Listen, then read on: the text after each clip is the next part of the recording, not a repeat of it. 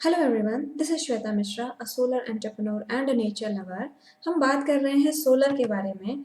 तो आज फिर से कुछ नई चीज़ों के बारे में हम जानेंगे। तो देखते हैं कि आज का हमारा टॉपिक क्या है। सोलर से रिलेटेड टॉपिक है which solar plant type should you install. आप अगर सोलर पावर प्लांट लगाना चाहते हैं तो अपने घर में कौन सा प्लांट आपको लगाना चाहिए, उसके लिए क्या क्या चीज़ें आपको ध्यान में रखनी है, क्या क्या हम सीखेंगे आज। कौन सा प्लांट आपको लगाना चाहिए, एडवांटेजेस और लिमिटेशंस दूसरे दूसरे प्लांट के कौन से हैं, अलग अलग टाइप के। Choosing parameters for SPV plant, कैसे मैं अपना प्लांट चूज करूं। बैटरीलेस इन्वर्टर्स का चलन है आजकल, नया मार्केट में आया हुआ है, ये क्या होते हैं और किसको यूज़ करना चाहिए। कॉमन मिस्टेक्स कुछ जो किसी भी तरीके की पावर प्लांट में लोग कर देते हैं, उसको अवॉइड करना कितना ज़्यादा इम्पॉर्टेंट है, ये भी आज हम जानेंगे। तो आगे बढ़ते हैं। सबसे पहले ये जानने के लिए कि कौन सा सोलर पावर प्लांट आपके लिए अप्रोप्रिएट है, हमें ये जानना होगा कि कौन कौन से टाइप के सोलर पावर प्लांट होते हैं। तो मेनली 3 तरीके के पावर प्लांट होते हैं, ऑन ग्रिड, ऑफ ग्रिड और हाइब्रिड। सबसे पहले ऑन ग्रिड पावर प्लांट्स की बात करते हैं। तो सामने आपके एक पिक्चर दिख रही होगी, इसमें सोलर रेडिएशन जो कि सोलर पैनल पे फॉल हो रही है, वो इन्वर्टर के थ्रू गुजर रही है। और इसके बाद ये नेट मीटर एक यहाँ पर लगा हुआ है जो कि बाई डायरेक्शनल मीटर होता है, यहाँ पर मेन ग्रिड से कनेक्टेड है और यहाँ पर होम के अप्लायंसेस भी कनेक्टेड हैं। तो बात कर लेते हैं इसके वर्किंग के बारे में, कैसे ये वर्क करता है। यहाँ पर सबसे पहली बात तो कोई बैटरी नहीं दिखेगी आपको, कोई बैटरी यहाँ पर नहीं कनेक्टेड है।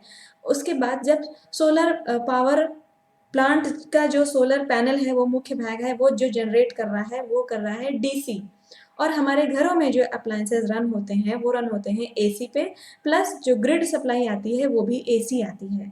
तो डीसी को एसी में चेंज करने के लिए हमें ज़रूरत पड़ी एक इन्वर्टर की, तो वो हमने यहाँ पर कनेक्ट किया। इसके अलावा यहाँ पर एक बाई डायरेक्शनल मीटर है। तो इस सिस्टम में क्या होता है, जो भी सोलर पावर प्लांट से आप प्रोडक्शन कर रहे हैं उससे आप अपने घर के लोड को चला सकते हैं, प्लस बची हुई बिजली को आप ग्रिड में वापस फीड भी कर सकते हैं। वैसे वर्षा बात करें तो दिन में आपका सोलर पावर प्लांट सनलाइट को एब्जॉर्ब करके इलेक्ट्रिसिटी प्रोड्यूस करके दे रहा है, और रात में सनलाइट अवेलेबल नहीं है तो उस समय आप सोलर अपने जो अप्लायंसेस हैं उसको सोलर के अलावा मेन ग्रिड से भी चला सकते हैं। अब एग्जाम्पल के तौर पे अगर मैं आपको समझाऊं, सपोज आपने एक particular capacity of solar power plant लगाई है जिसकी एक दिन जनरेशन 10 यूनिट हो रही है, और आपने दिन में 8 यूनिट्स यूटिलाइज कर लिए। बची हुई जो एक्स्ट्रा 2 यूनिट है वो आपने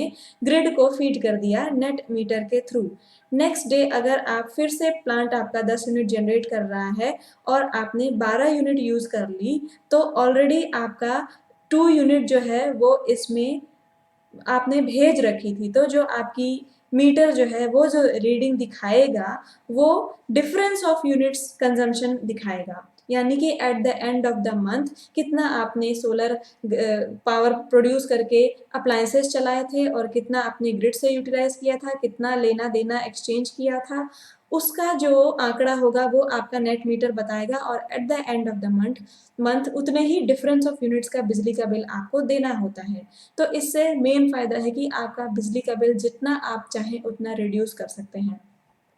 प्लस इसमें बैटरीज नहीं लगती हैं। तो ये जो पावर प्लांट्स होते हैं इसमें जो इनिशियली जो कॉस्ट होती है वो काफ़ी रिड्यूस हो जाती है, क्योंकि बैटरी की जो कॉस्ट है वो इसमें घट गई, बैटरीज नहीं लगानी है। प्लस इसका जो रिटर्न ऑफ इन्वेस्टमेंट है, सिस्टम की कॉस्ट कम आने की वजह से 3 से 5 साल में ही रिटर्न आ जाता है, और इसके बाद अगले 25-30 सालों तक जितनी भी वारंटी है आपके सोलर पैनल की, तब तक आप बिजली जो है बिना पे किए आप इस्तेमाल कर सकते हैं, या फिर उतना ही पे करना होता है जितने ग्रिड से एक्स्ट्रा यूनिट्स आपने कभी इस्तेमाल किए हो। तो ये फ़ायदा होता है ऑन ग्रिड सिस्टम्स का।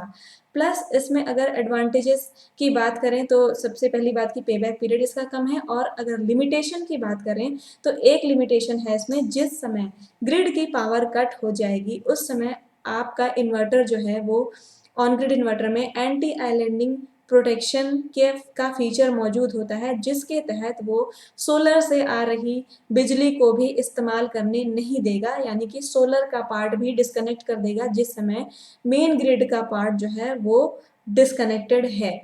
ऐसा इसलिए होता है क्योंकि सोलर ऑन ग्रिड सिस्टम जो है वो ग्रिड सिंक्रोनाइजेशन पे सबसे पहला पॉइंट तो काम करता है, उसकी फ्रीक्वेंसी, उसका वोल्टेज मैच करा के फिर इसमें जो फीचर्स होते हैं वो उसको रन कराते हैं। प्लस दूसरी बात, अगर इसमें ऐसा फीचर होता कि जिस समय ग्रिड नहीं है उस समय भी आप सोलर पावर जो है जनरेशन करके उसको यूज़ कर रहे हो, तो अगर आप वापस बिजली अगर इसमें भेजने लग जाएँगे तो कोई अगर कहीं इलेक्ट्रीशियन काम कर रहा है तो उसको शॉक लग सकता है।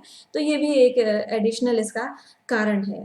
बाकी हो गई ऑन ग्रिड की बात, इसमें नेट मीटरिंग सिस्टम से पूरा सिस्टम जो है कंट्रोल होता है। जो हमारे घरों में नॉर्मल मीटर लगता है वो यूनिडायरेक्शनल होता है।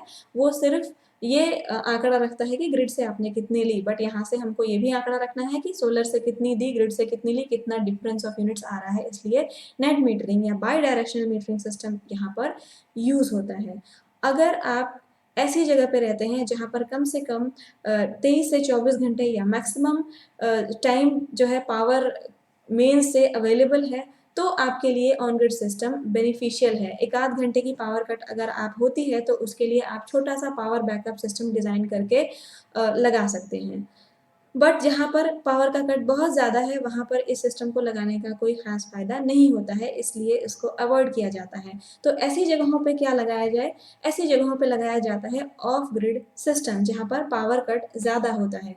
अब इस सिस्टम की बात कर लेते हैं। यहाँ पर आप पिक्चर में देख सकते हैं कि आपको सबसे पहले यहाँ पे दिखेंगे सोलर मॉड्यूल्स, इसके बाद आपका है सोलर इन्वर्टर कनेक्टेड है, जो कि डीसी को एसी में चेंज करेगा। इसके बाद आपकी बैटरी है जो कि सोलर से चार्ज होगी। इसके बाद आपका है मेंस, जो कि ऑप्शनल है, कनेक्ट हो या ना हो ऑफ ग्रिड सिस्टम में आपकी जो बैटरी है वो मेनली कनेक्टेड होती है, चार्ज होती है, उससे आपका लोड चलता है। तो यहाँ पर अगर हम डिटेल में इसकी बात करें तो इन जो बैटरीज़ होती हैं, एक्सेस दिन में अगर सोलर एनर्जी रिसीव हो रही है तो आपका लोड सोलर से चलेगा, प्लस एक्सेस एनर्जी से आपकी बैटरीज़ जो हैं वो भी चार्ज होंगी, ताकि रात रात में जिस समय अवेलेबल नहीं है सनशाइन, उस समय आप अपने लोड को चला सकें। अगली इम्पॉर्टेंट बात ये कि जो सोलर ऑफ ग्रिड सिस्टम है, ये एसबीजी एल्गोरिदम पे काम करता है। इसका मतलब इसके तहत ये होता है कि सोलर जब अवेलेबल हो तो पहले प्रायोरिटी इसमें मैनुअल सेटिंग भी होती है, बट बाय डिफ़ॉल्ट सेटिंग जो मौजूद होती है इसमें आप पहले अपनी प्रायोरिटी लोड की रख सकते हैं कि सोलर आ रहा है तो पहले आपका जो लोड ज़रूरी है उसको चलाएँ और उसके बाद जो बची हुई एनर्जी है उससे बैटरी को चार्ज करें। प्लस इसमें ये भी एडिशनल फीचर होता है कि जब भी बैटरी की यूजेज़ की बात करते हैं तो लेड एसिड बैटरी में उसकी डेप्थ ऑफ डिस्चार्ज जो है वो 70% होती है। इसका मतलब कि 100% आप बैटरी का यूज़ करना अलाउबल नहीं होता है, 70% तक आप मैक्सिमम यूज़ करिए, वरना बैटरी डीप डिस्चार्ज में जा सकती है, उसकी लाइफ ख़राब हो सकती है।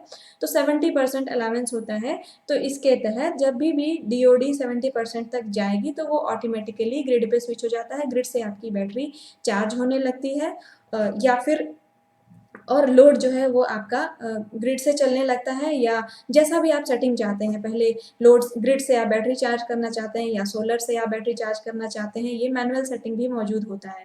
तो ये आपके ऊपर है। कहने का मतलब ये है कि अगर मेंस कनेक्टेड है तो उससे आप अपनी बैटरी भी चार्ज कर सकते हैं। नॉर्मली ऑफ ग्रिड की अगर बात करें तो इसमें 2 तरीके के सिस्टम अगर क्लासिफ़िकेशन देखें अगर थोड़ा-सा बारीकी से, तो 2 तरीके की क्लासिफ़िकेशन हो जाती है। जो ये मेंस कनेक्शन वाले ऑफ ग्रिड सिस्टम्स होते हैं, इसको कभी-कभी हम ज़्यादा अच्छे से समझने के लिए ऑफ ग्रिड हाइब्रिड सिस्टम्स भी बोल देते हैं।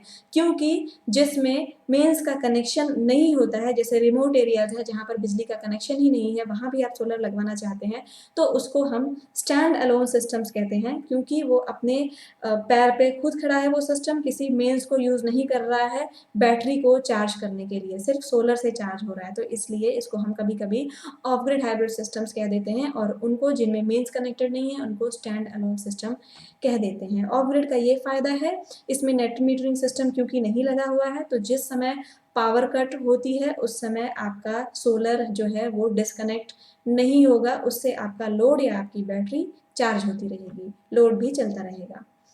अगला सिस्टम है हाइब्रिड टाइप ऑफ सिस्टम। अगर आप सोलर से पावर जनरेट करके ग्रिड को भी फीड करना चाहते हैं एज वेल एज आप चार्जिंग ऑफ बैटरीज भी करना चाहते हैं, तो फिर हाइब्रिड जो है वो आपके लिए अच्छा सोल्यूशन है। इसमें एक से ज़्यादा सोर्सेस आप यूज़ कर सकते हैं, जैसे जनरेटर भी लगा लिया, मेन से भी कनेक्ट कर लिया, सोलर से भी आप चला रहे हो, तो प्रॉपर डिज़ाइनिंग करके अगर आपका ज़्यादा लोड है तो आप इस हिसाब से लोकेशन के हिसाब से और पावर ग्रिड अवेलेबिलिटी के हिसाब से आप इसको डिज़ाइनिंग करके हाइब्रिड सिस्टम भी अपने यहाँ लगवा सकते हैं, तो ये भी एक टाइप का सिस्टम हो गया। अब बात आती है बैटरी लेस इन्वर्टर्स की। ये क्या होते हैं? ये इन्वर्टर्स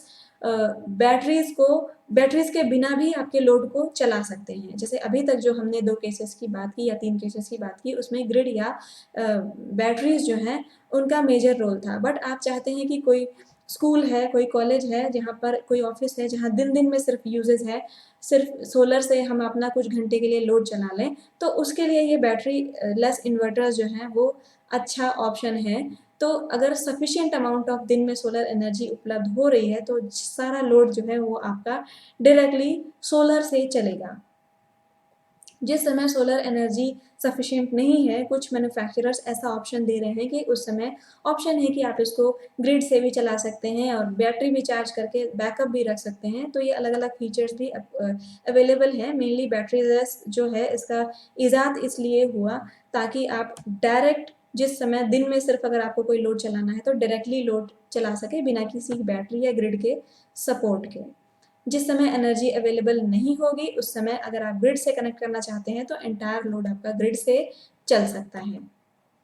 क्या बेस्ट यूज़ है? मैंने बताया कॉलेजेस, ऑफिसेस और स्कूल्स वगैरह या दिन में जहाँ पर यूज़ है वहाँ पर आप चला सकते हैं, अगर अच्छी सनशाइन अवेलेबल है और आपका जो वर्किंग आवर है वो मतलब आपके हिसाब से चल सकता है कि इस समय वर्किंग आवर है मेरा, सोलर सनलाइट आ रही है तो मैं उससे अपना लोड चला लेता हूँ।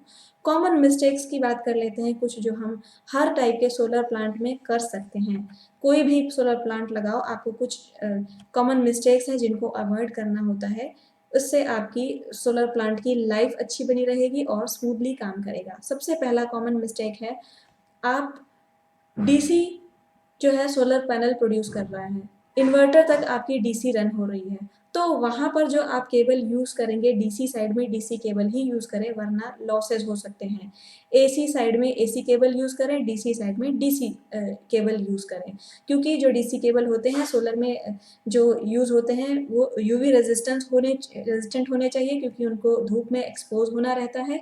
प्लस जो डीसी केबल होती है वो स्पेशली डीसी करंट को फ्लो कराने के लिए बनती हैं। इनमें जो पर्टिकुलर कोटिंग्स होती हैं वो ज़्यादा माइक्रोन्स की होती हैं, ज़्यादा थिकनेस होती है उसकी, तो वो डीसी केबल जो है जल्दी ख़राब नहीं होता है, इसलिए लॉसेस के चांसेस भी नहीं होते हैं इसमें।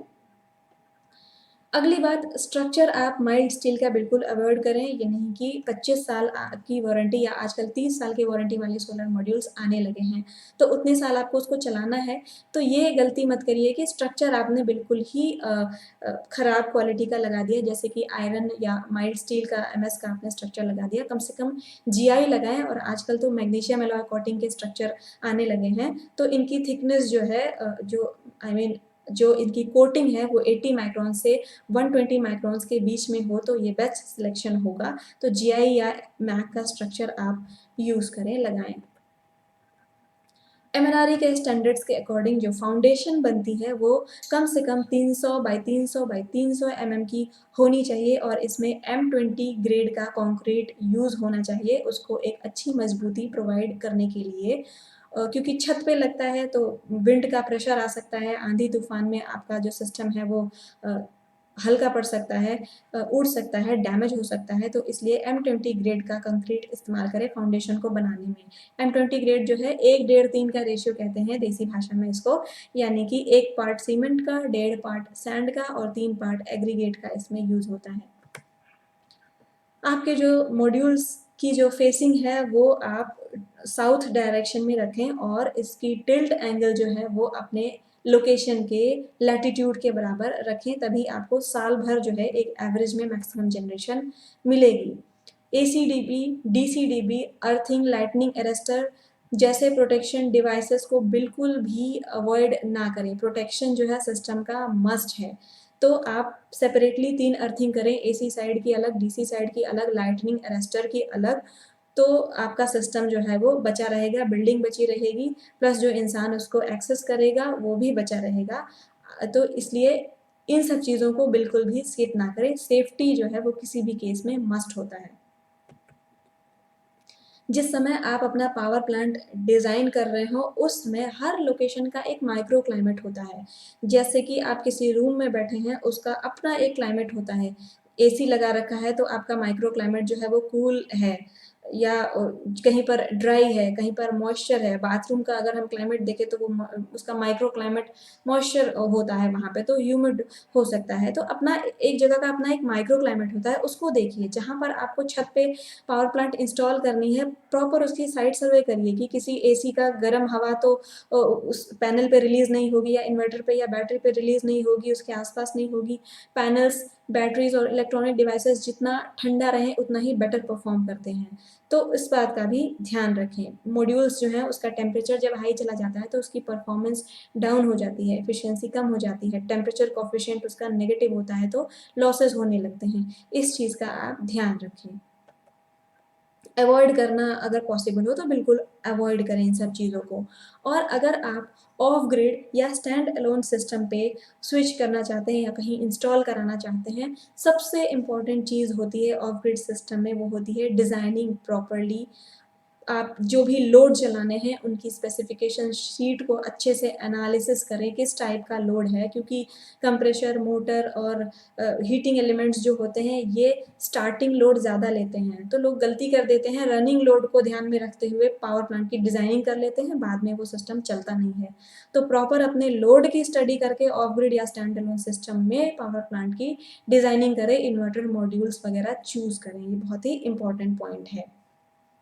छोटी सी मिस्टेक, आपने पूरा पैसा लगा के कुछ कैपेसिटी का सोलर प्लांट भी लगा लिया और आपका प्लांट रन भी नहीं हो रहा है, इन्वर्टर आपका शटडाउन हो रहा है, हाई लोड दिखा रहा है, तो ये सब चीज़ें ध्यान रखनी होती हैं, वरना आपको काफ़ी लॉस फेस करना पड़ सकता है।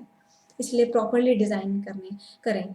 ऑफ ग्रिड सिस्टम्स के लिए अगर ग्रिड कनेक्शन नहीं है, स्टैंड अलोन अगर सिस्टम आपको लगाना है, तो आप पूरी कोशिश करें कि आप थोड़ा बहुत रेट के चक्कर में PWM इन्वर्टर चूज़ ना करें। MPPT टेक्नोलॉजी वाला इन्वर्टर या चार्ज कंट्रोलर ही यूज़ करें, क्योंकि उसकी एफिशिएंसी जो है वो ज़्यादा होती है। जैसे मैं आपको एक एग्जांपल बताऊँ, हम लोग भी सोलर का काम करते हैं, तो हमारे पास एक लोग आए, उन्होंने सिर्फ बताया कि मुझे ये चीज़ चाहिए, मुझे अपने यहाँ लगाना है। उन्होंने हमसे कोई डिस्कशन नहीं किया।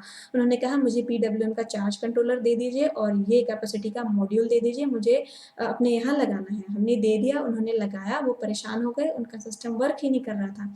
जहाँ पर 350 से 400 के बीच में वॉटेज पावर प्रोडक्शन हो सकता था, वहाँ पर ओनली 150 वॉट ऑफ पावर जो है वो प्रोडक्शन हो रहा था, सिर्फ इसलिए क्योंकि उन्होंने MPPT टेक्नोलॉजी वाला चार्ज कंट्रोलर ना चूज़ करके PWM वाला चार्ज कंट्रोलर यूज़ कर लिया था। फिर जब उन्होंने हमसे कंसल्ट किया, हमने विज़िट वगैरह की, तो देखा कि वहाँ पर मेंस का कनेक्शन ही नहीं था। तो बजाय मॉड्यूल्स बढ़ाने के या बजाय इन्वर्टर में कोई चेंज लाने के, हमने अच्छे बजट में उनको जस्ट चार्ज कंट्रोलर को जो है चेंज करा दिया, तो उससे उनका काम जो है, लोड जो है वो रन करने लगा। तो ये सब छोटी-छोटी चीज़ें हैं जिनका ध्यान हमको रखना होता है, जो कि सिस्टम को के बजट को भी सँभाल के रखता है, प्लस सिस्टम की लाइफ़ को भी सँभाल के रखता है। केबल कंड्यूटिंग को अवॉइड ना करें, क्योंकि केबल जो है बाहर धूप में एक्सपोज्ड रहता है, या उसको लॉन्ग टर्म 25 साल तक चलना होता है। DC केबल को बाहर रहना है, AC केबल को भी लॉन्ग टर्म तक चलाना है, तो पाइप्स की कंड्यूटिंग, PVC पाइप्स की या UPVC पाइप्स की कंड्यूटिंग अपने केबल्स की ज़रूर करें। और ये सब चीज़ें जो है ध्यान आपको रखनी होगी, तो आपका जो सिस्टम है छोटी-छोटी मिस्टेक्स की वजह से उसमें कोई ब्लंडर क्रिएट नहीं होगा, कोई हार्म नहीं होगा उसको। सो आई होप कि आपको समझ में आया होगा। Thank you so much. मिलते हैं नेक्स्ट वीडियो में किसी और जानकारी के साथ।